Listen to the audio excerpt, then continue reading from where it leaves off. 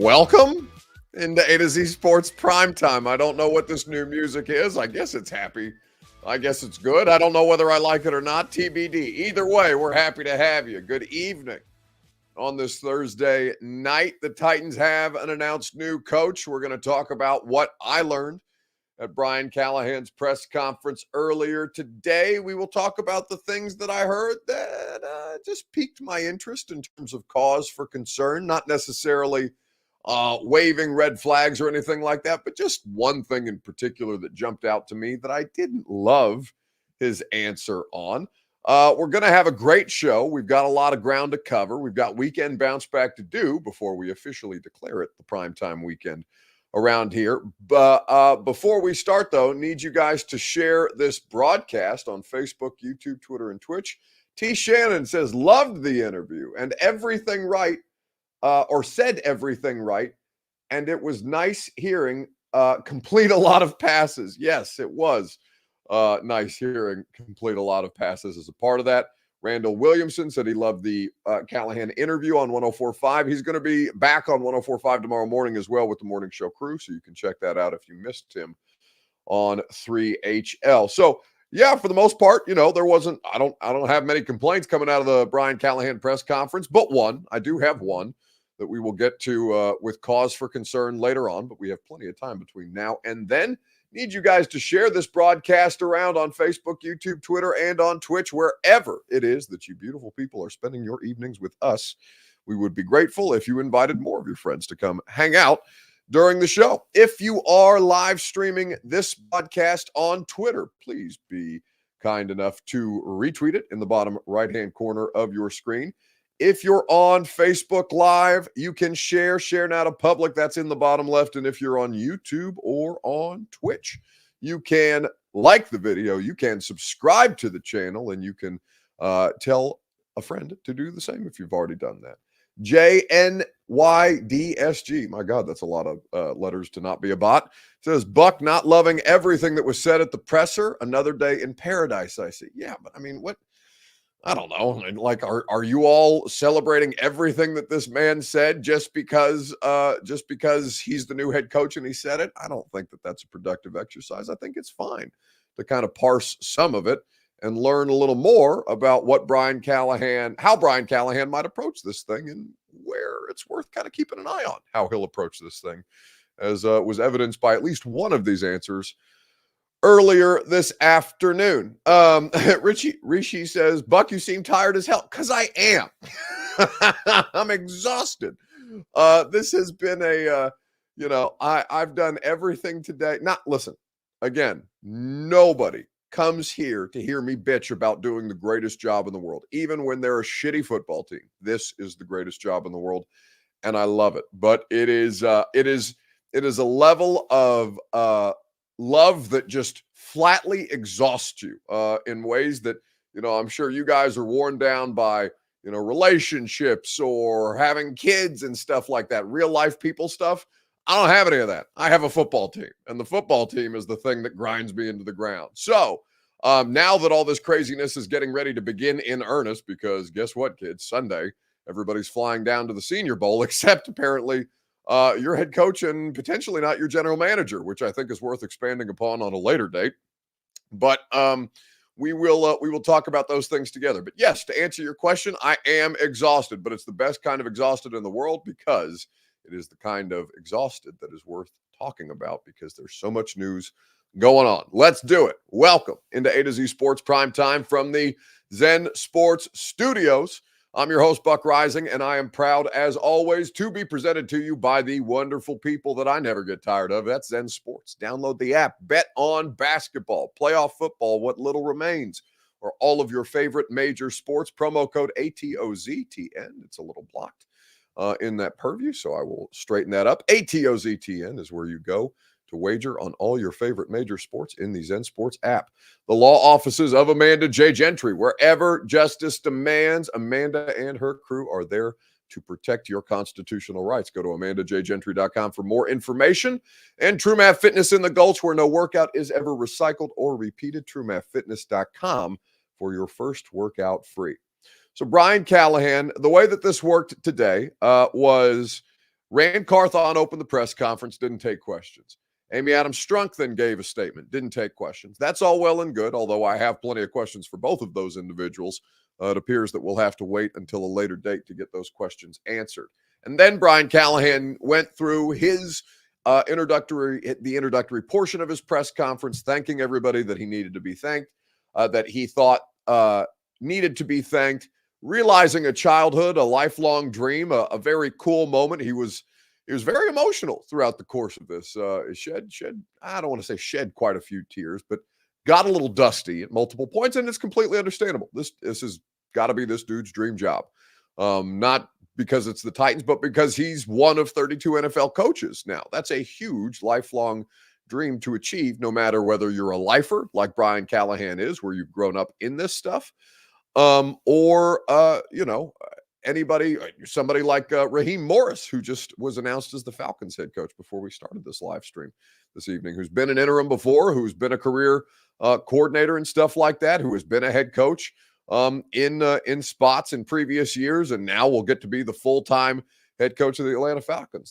This is a really cool moment for them and their families. But while it is cool to see those moments realized, there are a lot of questions that have to be answered here, and Callahan answered them, I thought, very, very well and very thoroughly, which I appreciated for a variety of different reasons. Michael M. says, Buck, what was the juiciest piece of information you heard today, and what do you think of Callahan? Well, that seems like a perfectly good time or place to transition to your Two Rivers Ford take on Facebook, YouTube, Twitter, and on Twitch. In the comment section, I want you to tell me, before I answer said question, what was the biggest thing that you learned about Brian Callahan today, about him, about his approach? What was the biggest thing that you learned from your new Titans head coach at the presser? We will touch on those things together. I'll tell you how I feel about it right after I remind you that your Two Rivers Ford take is presented by Two Rivers Ford,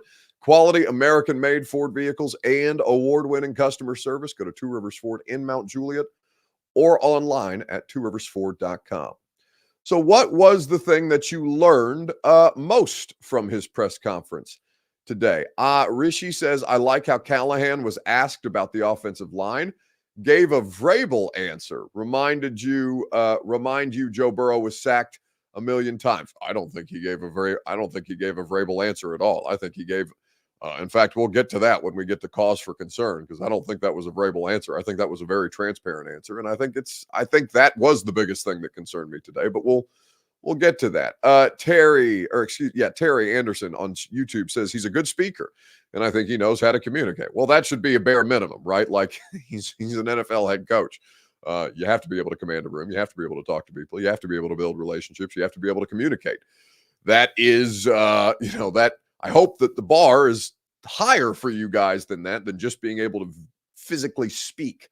The part about practicing hard made me have more questions than answers. Okay, I'm curious to know. Flesh that out a bit for me, Matt, and maybe we'll come back around to it, because that's not necessarily something that I picked up on, but I'm happy to revisit it if it is something that you thought was questionable at best, either created more questions than answers or something else. Josh Sabata says,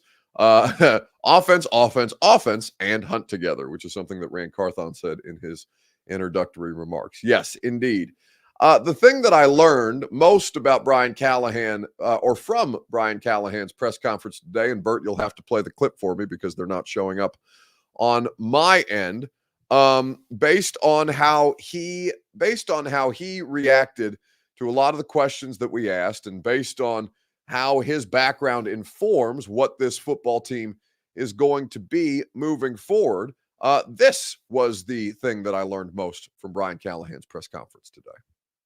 Some of the lessons that you took away from the leaner years early in Cincinnati about what it takes to turn things around and get things back on a good trajectory? Yeah, that's a fantastic question. A lot of adversity in those early years. We didn't quite have the roster to compete with some of the teams we were playing against. But we saw in those dark days the core of what our team was going to be. There's a lot of players there in that first and second season that are still there now, and were there for sort of the glory of it. But I learned that when that adversity strikes, consistency. Zach was an incredibly consistent leader. We just kept hammering the message, and we believed in what was happening, even though the wins weren't taking place. There wasn't the tangible evidence that this is what's happening, but we felt it. We saw it in the locker room. We knew at some point, as we kept building our roster, that we were going to be a really good football team. And our players believed it. Our coaches believed it. And those are good lessons to be through some of those lean years. I mean, 0-11 was not a fun place to be. But we learned a lot from it. And really the foundation of what our team became 2 years later was a lot of guys that had went through that process. And so you learn a lot about people when things are tough. We learned a lot about the guys in that football team, and there was a lot of them that were incredibly high character, loved playing football, and they helped us get out of those times as well. So, you learn the most when things aren't going very well. Everyone can be positive when you're winning a bunch of football games. So, yeah, those are probably incredible, intense learning experiences for me. So, I love the question by Nick Suss. That was Nick Suss of the Tennessean that answered or asked that question of him. And if you didn't quite hear it, he asked, hey, what did you learn? Because basically they were terrible in Cincinnati. Callahan's first 2 years under Zach Taylor, because remember, Zach Taylor got hired in 2019, but the Bengals really weren't on the map until that 2021 season where they made the Super Bowl run. They were bad in Burrow's rookie year in 2020, and then they made the leap, quote unquote, after they had a couple of years of trying to gut it out. So looking at how he answered that question, I really enjoyed the perspective of how much, I don't want to say how much value there is in losing, but there is value and lessons to be learned from losing. It's whether you adapt to those things or just kind of let the losing wash over you and go on about your day. DBR Bruce says, hey, Buck, how much money have you received to hype Callahan? Oh, none. I'll take it. I'm happy to take a check though. $100? No, listen, I can't be bought for anything. I would need at least another zero on there to be just clearly bought and paid for. But yeah, I'm willing. I'm absolutely, listen, I've proved over and over again that I am willing to sell out at any particular opportunity. So if he wants to add another 1,000 on there, then yeah, I'll sell out and hype him all he wants.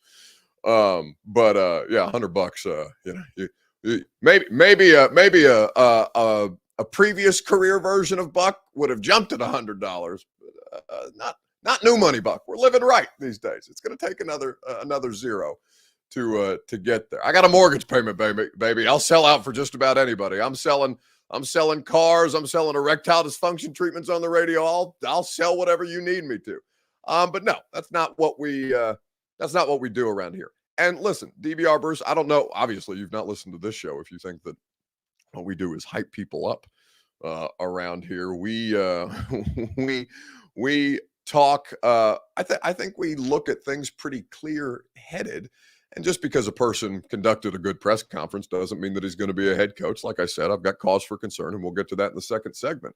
But there are positive things to be taken away, and there are some things that he needs to make sure that he says. Whether they end up following through on them or not is how they're going to be judged. But, this is day one for this dude. So there's nothing to either hype him up for or tear him down for just yet within the first 24 hours on the job. But don't worry, those things will start very, very soon. Kevo says Vrabel and Belichick getting beaten out for coaching jobs is interesting. Says a lot about how the NFL teams view the future. Don't worry, we'll get to those too when we get to bounce back. Len Kazkov says Buck PK was talking smack tonight. Said you came today in sweatpants to presser. Hell yes, I went to. I'm not wearing a suit to a press conference. What? Are you shitting me? It doesn't matter to me what Rand Carthon and Amy Adams Strunk and the whole ownership group and Burke Nihill, the team president, and Chad Brinker, who's apparently the president of football operations, and Brian Callahan, they can all wear suits. I don't think a single damn one of us was wearing anything but we would normally wear. This is part of my day job, brother. I'm wearing, these are nice sweats. It's Lululemon and Legends, no free ads, but it's not like I'm wearing tattered Walmart clothes to press conferences. These are very, these are high-end sweats, I guess. But yeah, not put if you hire somebody that's worth me putting on jeans to go to work for, then you can question whether I've actually sold out or not. The day that I show up in anything but sweats to work is the day that you'll know something is deeply, deeply wrong with me. I'm put on. Listen, my Lulu joggers are what I'm wearing. I've got 4 or 5 pair of them, and I wear Lulu joggers every day but game day. And there's only 17 games a year, kids. I'm not putting on anything but. Absolutely not. You guys will turn on Callahan in no time, 2 years maybe, but like I said, it's day one, so I don't think that that's going to start today, but sure, it could start next week. It could start after he loses his first game. It could start at any point. That is what it is. But as you see these things play out, what I like about this is that he does have that experience of building something from the ground up, because this is not a total ground up rebuild, but they do have a lot of heavy lifting to get done right. It is my expectation that this is not going to be a good football team in 2024 because they simply can't fix all of the things that are wrong with them in one offseason. They have so many.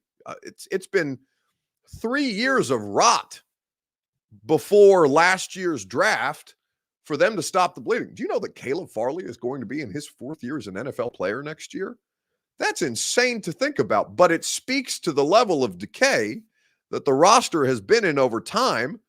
And I don't know how you could look around and say anything other than, oh no, I still fully expect them to be 4th of 4 in the AFC South next year. They have a quarterback potentially, a fun running back in Tajay Spears.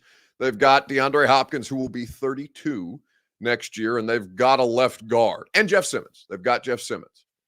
Beyond that, there's not a ton that I feel great about. Landry and Amani Hooker absolutely belong in that discussion, so let me not denigrate them. But I mean, guys, there is so much work to be done here. Now, the question becomes, well, all right, when you look at this, how much can one draft class change things? And the answer, if you remember 2019, is a lot. 2019 absolutely shifted their fortunes as a franchise. It made it a lot easier to kind of jumpstart this thing or get it over the hump. And maybe it didn't get ultimately over the hump because they didn't go to the Super Bowl. They lost in the AFC Championship game. But I'm looking at this and saying, okay, you've got 2 years for me as kind of a runway here. 2 years as a runway. You've got 2 more years. So let's just, and in this context, Will Levis is on a 4-year rookie deal. He's not a first-round pick, so there's no 5th-year option for you to kind of weigh your decision on Will Levis long-term with. You've got 4 years of Will Levis, and one of them has already been burned, right? You're already down his rookie season. So now you theoretically have 2 seasons where you need to make a decision on Will Levis about his future, because by the time year 4 gets there, you're not really going to want to be in a position where you say, all right, play it out, bud, because they could hammer you on the back end for that. And you're basically not trying to get bent over by a quarterback contract. So 2 years is the runway for me, because we're going to judge Brian Callahan based on the success or the failure of Will Levis, obviously. And 2 years feels like a sufficient enough time for you to see legitimate roster change and legitimate progress for the quarterback. 2 years is probably more than most people are willing to give it. But you think about Cincinnati. They got 2 years before they made their Super Bowl run, right, in 2021. Zach Taylor and Callahan and that staff were hired in 2021, they went to the Super Bowl. The Detroit Lions, Dan Campbell, has been on the job, I want to say, was he hired in the same cycle as Vrabel? I think he was after Vrabel. He might have been a 2021 hire, but either way, the Lions were terrible for the first couple of years. They made incremental improvements. They had an ownership structure and a general manager structure that allowed them some wiggle room to work, and now they're in position to legitimately compete, right? The Titans I'm looking at in that same purview. Ownership has to have a degree of patience, but Amy has told you in her statements that she wants this thing going right out the gate. So I am fascinated to see just how long a leash somebody like Brian Callahan gets because, all right, Mike Mularkey from nowhere franchise to competitive, right? That was the Mike Mularkey tier. Titans don't matter. Now they matter a little bit. All right, there's a postseason appearance. I think it was the first postseason appearance in God, was it? It was like the first time they'd made the divisional round in like 14 years. I can't remember how long it had been when Mike Mularkey made the playoffs in 2017 prior to that. But it had been some period of time. So looking at kind of the tier, right? You go from Mularkey, who is nowhere to competitive. You go from Vrabel, where you're competitive to at least for a period of time, 19, 20, and 21, 3 of the 6 years, Mike Vrabel's teams were considered legitimate contenders, right? And I know that people may push back on that with 2 years of losing in retrospect, but there's no disputing that for 3 years, the Titans were going toe-to-toe with the Bills, Chiefs, and the Bengals, and the Ravens, the 4 biggest contenders in the AFC. There's no way that you couldn't call the Titans a contender in that period of time, okay? So now you go from contending semi-regularly to you want to contend more often than you were. Mike Vrabel has had only 2 playoff wins, right? It's really not that much when you think about how long he was here and how much they accomplished or were not able to accomplish in those 6 years. But when you think about the idea that the standard for this team has been so shitty, where you have 2 playoff wins, only 2 playoff wins under Mike Vrabel. But guys, you only have 8, including those 2, in 25 years of the Tennessee Titans football. Not the franchise, not the Houston Oilers, not dating back to 1960, but 2 out of 8, a quarter of your franchise's playoff wins in 25 years. This is a standard for a franchise that Amy Adams Strunk wants to elevate. You can totally understand. You feel it, right? As a fan base, you feel that level of frustration. You feel that level of, oh, well, nobody takes us seriously, right? People don't take you seriously. The reality is they've never really had to, right? In 25 years of the Tennessee Titans, there's the run at the beginning, and there's 19, 20, and 21 with Vrabel. Those are really the only times where you felt like the Tennessee Titans as a franchise had true teeth. So I'm not saying that what Vrabel did here was good enough, but the standard has now elevated. So a quarter of your franchise's playoff wins in the last 25 years of football, not good enough. I agree, not good enough. But you need to go ahead and understand what the level of expectation is here now if you're Brian Callahan, because what you've just been told is, all right, 4 winning seasons out of 6, not good enough. 3 postseason appearances in 6 seasons, not good enough. 2 playoff wins, and an AFC championship appearance in 6 years, not good enough. Again, I agree with all of those points. But how much does that impact the ownership's level of patience here with the person that they've just brought in to usher in the new era? I think it's a fascinating science experiment. I have no idea how it's going to play out. He may well exceed any level of expectation that has been achieved here in year past. He may fall short of it. Again, it's day 1 for Brian Callahan. I'm not getting ahead of myself just yet, but I just think it's important to put that in context for what the standard has been here. The standard has been this is an also-ran franchise. This has been for the bulk of its existence, 25 years, an unserious football team. Now you have somebody with direction, or who thinks she has a direction that she wants to go and has been building towards this direction and wants a Super Bowl here. Got her new stadium. That's going to be put into place. Wants to host a Super Bowl in Nashville. Wants to play in a Super Bowl. Wants to win a Super Bowl. Bring Lombardi trophies to Nashville is what Amy Adams Strunk said in her press conference today. Okay, well, how long is this guy getting to do it? He's got a 5-year contract. But Will Levis's window here on the affordable rookie deal is really only 2 years. A to Z Sports Prime Time is presented to you by the great folks at Zen Sports, where you can wager on all of your favorite major sports. You can get in on the action with baseball when it comes about, basketball in season now, hockey as well. So much available to you. So many great odds boosts and promotions. When you plug in that promo code ATOZTN, get up to $1,000 on your no danger first wager when you use that promo code. Terms and conditions do apply. Gambling problem? Call the Tennessee Red Line, 1-800-889-9789. Must be 21 or up in Tennessee to bet. Justin Parr says, Buck, the Titans are going to get investigated by the NFL for Brian almost saying he talked to Will last week. Yeah, you caught him catching himself today when he said, yes, he was in the facility working out. That's when I spoke to him. Okay. Settle down there, Brian. Don't keep your powder dry, as Coach Dave McGinnis would say.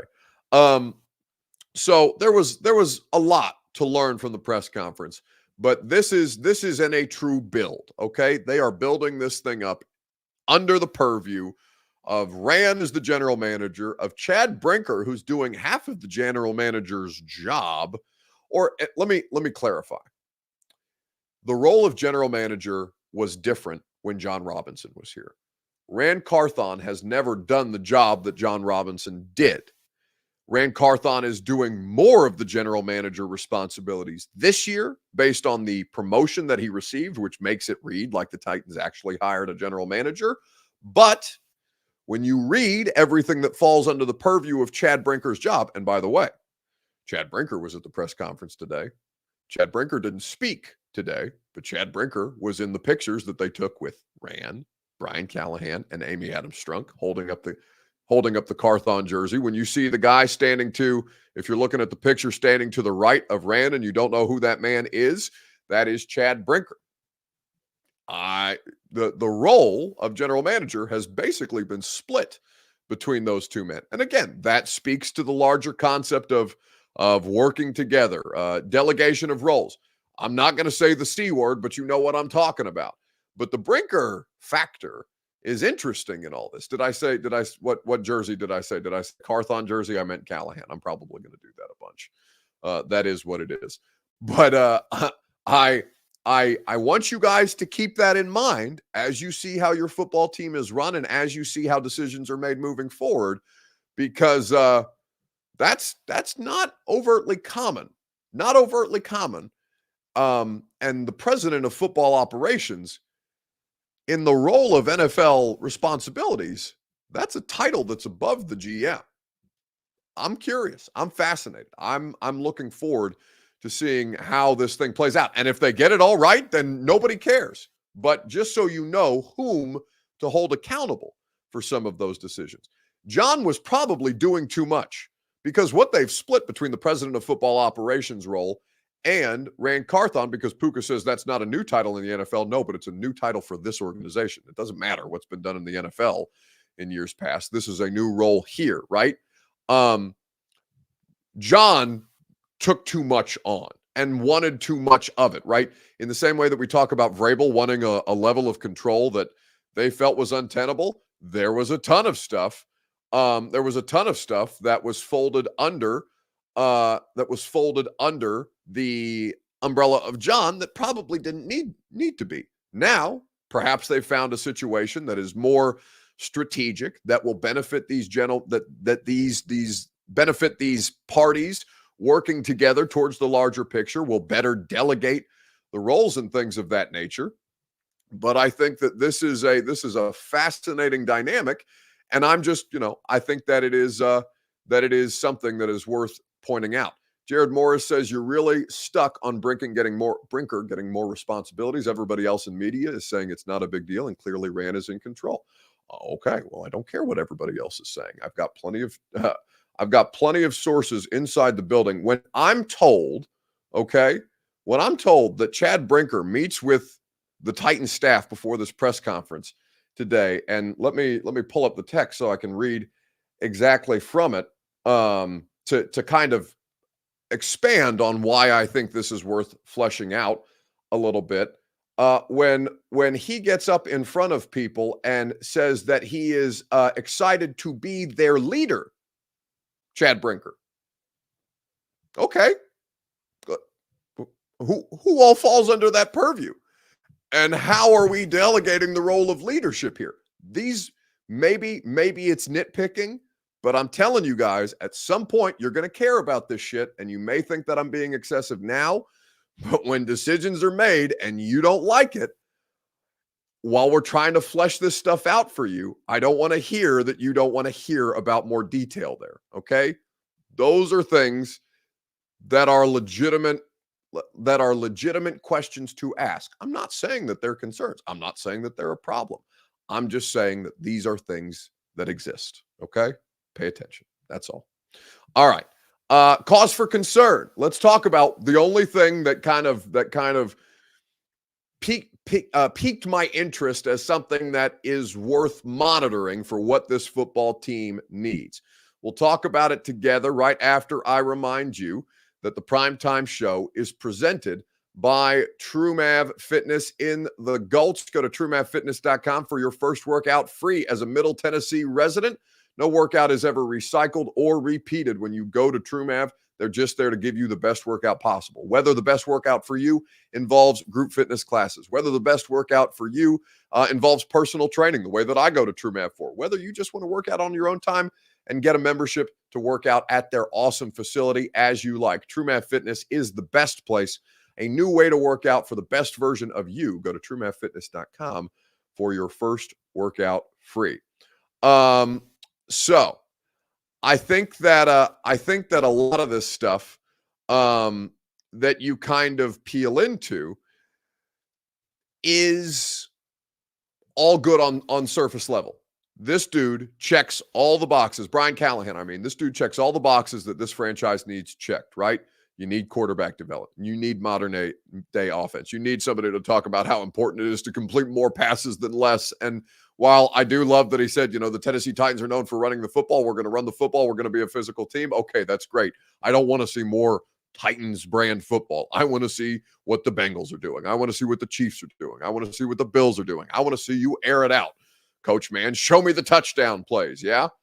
With that being said, none of that matters if you don't get better protection in place. Now, the way that he answered this question is a fair answer to the question.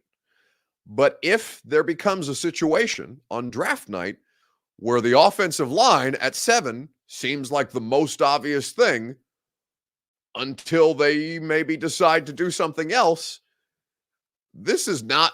Will Levis is not Joe Burrow. You can get away with some lesser offensive linemen in front of Joe Burrow. Will Levis needs legit protection. And so when I heard that today about the level of responsibility that they are going to assign to the offense as a whole, as opposed to just putting it on one position group, I get what he's saying. I know why he said it, and I know he's not going to take the offensive line group out. But this was Brian Callahan talking about protection being everybody's problem. You have to play the video, Bert. Yeah. And how much schematically can you fix that? There's a lot of things that go into protection. Some of it starts with as simple as you got to go win. You got to win versus tight coverage. Protection is an everybody problem. The quarterback's got to get rid of the ball on time. They have to work through progressions quickly. So to say that it's a specifically the offensive line needs to fix the protection problem, I don't agree with that. I think it's a holistic offensive issue if you have protection problems, and there's a lot of ways you can help weaknesses, highlight strengths, and everybody's involved in the process. As far as profiles of offensive linemen and players, obviously you're looking for the guys that are great at pass pro. You're looking for guys that can anchor, guys that got great length. We'll talk about all the traits at a later date, but schematically you can help a ton. You can chip, you can bang edges. Backs got to be fantastic in pass protection. They got to know who to block and how to block them. So it's a holistic offensive issue, and so our job is to find a way to make sure everyone knows all the specifics of what we're trying to get done, and then they can technically go execute it. Some of those specific traits. Excuse me? So that's Brian Callahan speaking today. And listen, he's right. That's a completely fair answer. Terry Anderson says, what did you expect him to say? This is a professional answer. It is. I'm not disagreeing with you, Terry. Again, the answer that he's giving is correct, except when I hear that, and I know where he comes from, and I know what his background is, and I know that they took Jamar Chase over Penei Sewell, they got away with it because they have Joe Burrow. You don't have Joe Burrow here. It's when he said that he disagrees with the idea that you can put the protection plan on just one position group. You can't. Everybody's involved. Tight ends, wide receivers, running backs, quarterbacks, right? Get the ball out. Don't hold it. Don't pat it. Don't double clutch, right? Wide receivers, run your routes efficiently, quickly, get to your spots. Offensive linemen, make sure you anchor. Hold up in pass pro. 2.5 seconds is the standard. If we can get a little more there, 3 seconds is typically when you start to see plays break down and quarterbacks have to make plays out of schedule. Terry, I 100% agree with you. That is a professional answer, except if you don't draft a tackle at 7. You have to draft a left tackle in the first round this year. The only way that it is acceptable to not draft a tackle in the first round this year is if both of those tackles, Olaf Ashanu or Joe Alt, are off the board by the time you get to 7. It's possible. You have to be prepared for that scenario. They're not going to tell it. They're not going to give us their draft strategy right away. They're not going to say it as bluntly as, we know we need a left tackle at 7. Listen to me. You need a left tackle at 7. Okay. It's like one of those little notepad things, right? Anything but an offensive lineman at 7. You have to have that. All right. This is an organization that he's coming from that did the Chase over Sewell thing. They could. Joe Burrow is special. Joe Burrow is different. Joe Burrow is in a tier of, I would only argue that there's one elite quarterback in professional football right now. Well, I would, Lamar, for his level of play this year, I would put him and Mahomes in the elite tier. Those two played an elite level of football that set them apart from their peers this year. Mahomes and Lamar. I think you can have that discussion every year. Burrow is phenomenal. Burrow is the next tier down. Burrow is in that Josh Allen level of discourse, right? Where you're saying, all right, these guys are great, but they're not the greatest. I don't know.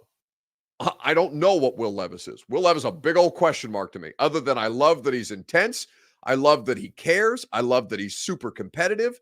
All these different things are phenomenal qualities that you can't coach. They have to be innate, and Levis has that. But he's also got accuracy questions. Those can be improved with better protection. He's got the slowest wide receiver core in football. I'm not saying that wide receiver doesn't have to be addressed this year. You have to address these wide receivers. Absolutely. It could be a smokescreen. It could be just professionalism. It could be that he's not going to take out the offense. He's not going to get up there and in response to the question be like, yeah, last year's offensive line, they're trash. We're not doing that again. He's not going to Sean Payton it, right? The way that Sean Payton took out Nathaniel Hackett after taking over the Broncos job. Levis is something. Levis belongs. Levis can for sure be a starting caliber NFL quarterback. How much better he can be above and beyond that is a total unknown. You knew that Burrow was different coming out of the draft. They put him in a position where he was able to overcome some of that. And by the way, he's not able to overcome all of it because they then went about it paying for offensive linemen and still didn't get it right. They tried to dip into the free agent offensive line pool and it didn't work. They've still got one of the worst offensive line groups in football. And you see the Bengals offense suffer for it.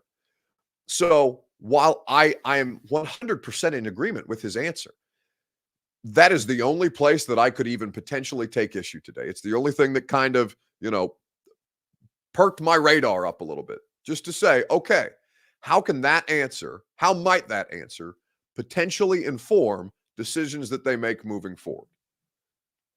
That's what it is. All right. Major Key says it correctly. Sacked Burrow 9 times and he still beat you. You technically sacked him 11. 2 of those sacks got wiped off the board because of stupid penalties. Penalties that you could probably debate one way or the other. But if I remember off the top of my head, Jeff had at least one that got wiped off. I want to say Landry had one wiped off too. But I can't remember specifically. It might have been Bud Dupree. Either way, tackle at 7, take a damn tackle at 7. I appreciate the professionalism of your answer. I completely understand why he answered the question that way. His answer is 100% correct. And also take a tackle at 7. That's where I'm at with it. All right, weekend bounce back. Who needs to bounce back most in sports this week? We'll talk about it together right after I remind you that the Primetime program is made possible by the law offices of Amanda J. Gentry. Wherever justice demands, Amanda J. and her team are there to protect you, to inform you of what your constitutional rights are so that you can be better protected where it comes to people infringing upon your constitutional protections. That is not something that Amanda J. and her team will allow. They will fight for you. They are passionate about your defense to make sure that you are equipped with all the knowledge that you need to proceed. Wherever justice demands, that is where you can find AmandaJGentry.com. So, who needs to bounce back most in sports this week? Abe says we need to be able to come back. Well, you're not going to do it. There's nothing. You can't lose right now, but you can't win. I mean, I guess hiring a head coach before. I mean, well, no. Let me not be dismissive. Amy Adams Strunk delivered, right? And we'll see if these decisions long term play out, because ultimately they have to win games. But Amy Adams Strunk was true to her word on a couple of things that she said in that hostage video that I've referenced before, where she promised Mike Keith in response to a question that Mike Keith asked, would she define the roles? She absolutely defined the roles in her statement with Carthon, with Brinker, and with Callahan. And secondarily, she said that she didn't want to get pushed to the back of the line and why they didn't waste time trying to explore a Mike Vrabel trade. She didn't. She hired the first head coach who was not an internal candidate for a job of any of the other openings that had jobs to fill, right? The Titans were the first non-Patriots domino to fall in that circumstance.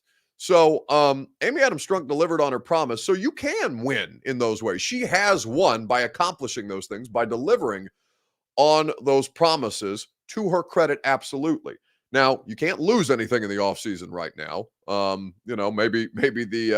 Maybe the first time that we talk about wins and losses, winners and losers and stuff like that is after they put together a draft class or after they put together a free agency class, or after they put together a coaching staff, right? All of that is still ahead in the coming days and weeks. But where the Titans, I don't think there's anything necessarily that the Titans have to bounce back from a shitty season, but they can't do that until next September. So we'll probably keep them out of this discussion. Sean Gill says the former LSU player, by the way, Patriots wide receiver Kayshon Boutte, that placed like 8,500 bets in one season and got busted. I don't remember his name though. He needs to bounce back. Kayshon Boutte is in legitimate legal trouble for, as a college football player, betting on him, betting on himself, betting on his own team, among several other bets that were made under the illegal purview of him being an active college football player. That's a big no-no, not just in the NFL, but at the college level too. The place that I would go is Mike Vrabel. Mike Vrabel and Bill Belichick could use a bounce back. Now, I told you, I think it was the day after he got fired, that he was going to slow play this thing a little bit.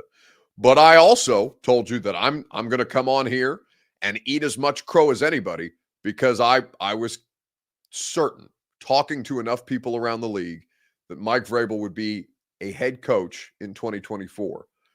There's only one job left to fall here, right? The Seattle Seahawks. And I am, like I said, I will eat as much crow as I will. I don't know where I can get. I'm not going to eat an actual crow, though. There's crows flying all around my neyborhood, I feel like, this time of year. So I'm not going to need an actual crow for you, but maybe I'll get a stuffed crow or something like that. We'll bring it on set if Mike Vrabel, isn't coaching in 2024. Bert suggests that he can get me a crow. I don't want your off-brand black market crow meat, Bert, that you're buying from God knows where, or probably not buying, probably stealing, if I had to be more accurate with that assessment. So no, I will not trust whatever mystery meat Bert puts in front of me and says crow meat. Commanders too, technically, but it is thought that Ben Johnson is favored for that job. But you are absolutely correct. You are absolutely correct. Puka says, Buck, yes, Buck, are you going to Senior Bowl? No, I was planning on it, but Callahan and Carthon aren't going. is my understanding. Callahan's for sure not going. It sounds like it's kind of up in the air whether Rand Carthon goes to the Senior Bowl or not. So, I mean, I I guess it would be good for me to go and talk to agents and stuff like that, but I can do that at the combine. And if the new coach and the general manager, who I would be there for their availability primarily, are not going to go, then right now my plan is to not go to the Senior Bowl, and that's just been something that's been changed today because I was told that they were not planning on going. Why is Rand not going? Says Tom H. Well, again, Callahan for sure not. Carthon still up in the air, but apparently they're going to hang back and focus on putting together the staff. So I don't know if that influences the way that you view this or not. And by the way, there's a bunch of other bowl games and stuff like that. Chad Brinker, again, the role that you see here, this nebulous role, okay, the president of football operations, they're going to have representation at the Senior Bowl. But it's my understanding, because I'm planning out the radio show for next week, right? And I'm talking about hey, what's Carthon and Callahan's availability, and what are we doing here, and what's the time frame look like, and what works here and what works there. And what I was told is, yeah, they're probably going to hang back and put together a coaching staff. So they have people to delegate this stuff to. But I hadn't heard of both a head coach and a general manager, and we'll see if Rand ends up going. It's possible that he does. I don't want to raise false alarms before unnecessarily, but I know Callahan is for sure not going right now. We will see. We will see what Rand's decision ultimately ends up being, and again, maybe this role or this division of roles and responsibilities is to allow Rand to do more of the stuff that he's best equipped to do, and Brinker to do more of the stuff that he's best equipped to do, and Anthony Robinson, who's still an assistant general manager, can do things that he's equipped to do, right? He's the assistant general manager in charge of personnel. You have to trust your scouts, right? As Eric Alonso says, trust your scout team. It's fair. And if the emphasis is on putting together the coaching staff, and Rand is more beneficial here than in Mobile, then that's fine for me. But for my purposes, it's not as productive. I can watch cut-ups of players and practices and things like that. And I have done the Senior Bowl trip a bunch of times, so the networking element of it for me is not as important, especially when Combine is the thing that's most important to everybody. So Combine, I'll be there. What is it? It's like Thursday through Monday this year. We'll be doing the radio show up there and all this different stuff. Major Keys says correctly, Rand said this morning that they're going to hunt together. Well, they're going to hunt together for a coaching staff, it sounds like.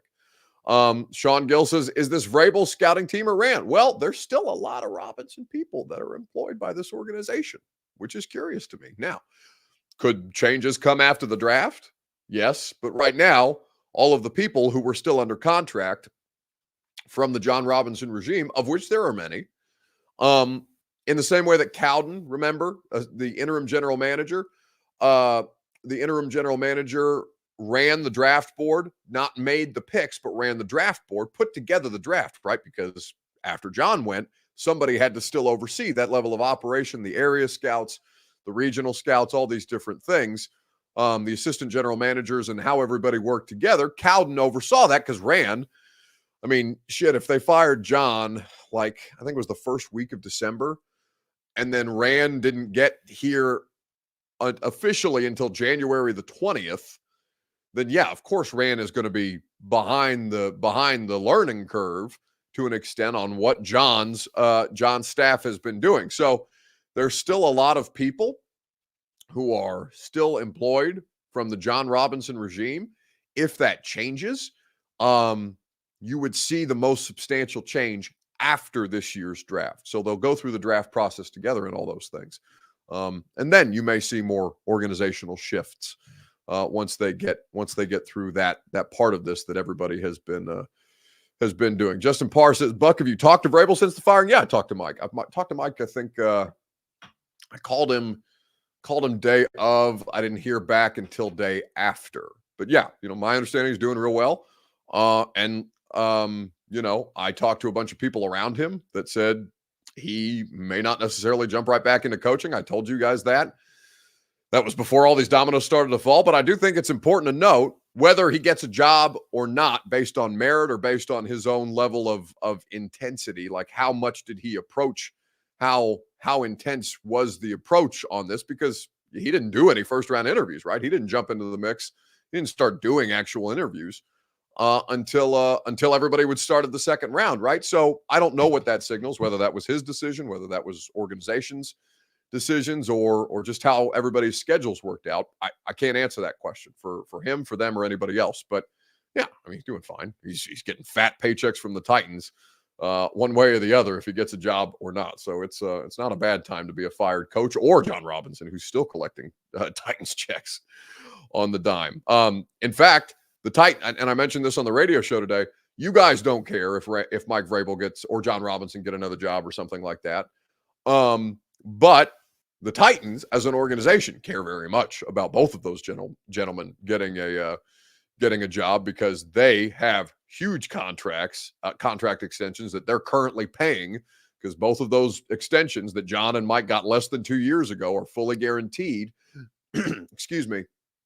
If another organization hires John to be a general manager or Mike to be a head coach, that money offsets. So I think that is interesting. Now, Puka points out something that I think could very much be the case with Vrabel. And again, that would be speculation. I don't know for certain. Maybe Vrabel thought that teams would call him more than he would have to go out there and press the flesh. Feels like a dated term, but Mike, I think there was a lot of this stuff that surprised Mike Vrabel. I don't think Mike ever thought he was going to get fired. The way that it ended up going down, right? But that's the nature of the situation, and we'll see how it goes moving forward. Maybe he's the Seahawks coach. Maybe he's not. Maybe he's on television next year. Maybe he's not. I don't know.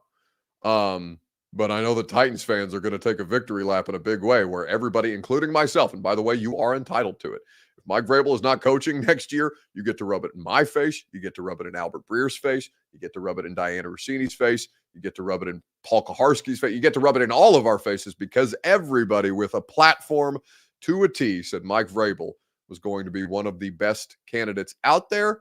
And right now, there are 2 jobs left, but one of them hasn't interviewed Mike Vrabel. Shit, I don't think the Seahawks have interviewed Mike Vrabel either, come to think of it.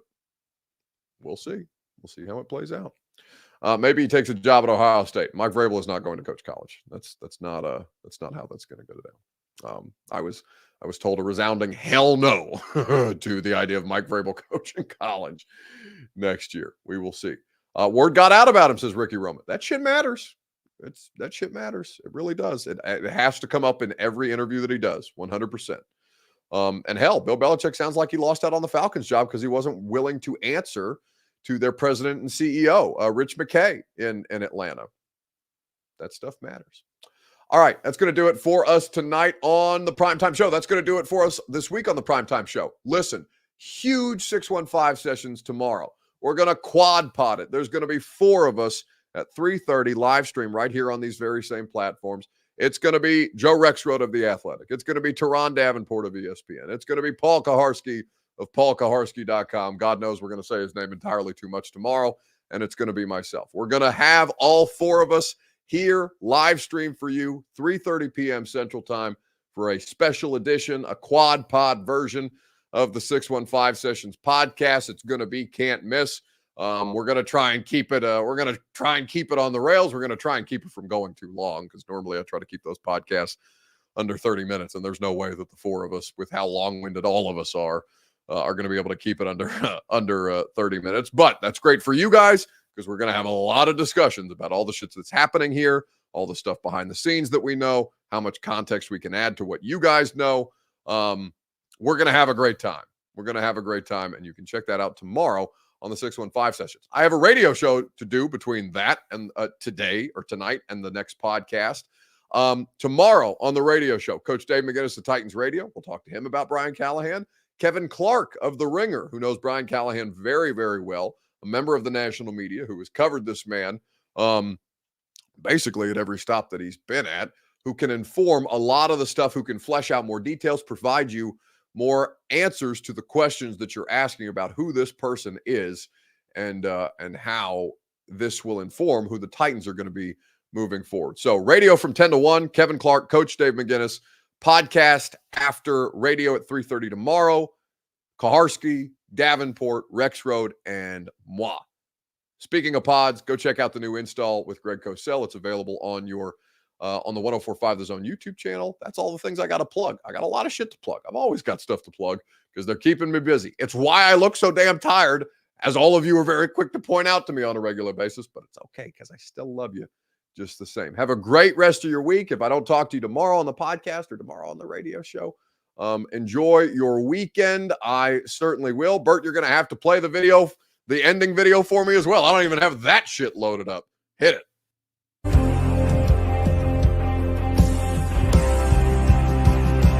This is our Colts, this is our team, we bleed blue. This is our Colts, whether win or lose, we love them. For the shoe, beat the Titans, let the world hear us now. This is our team, go Colts!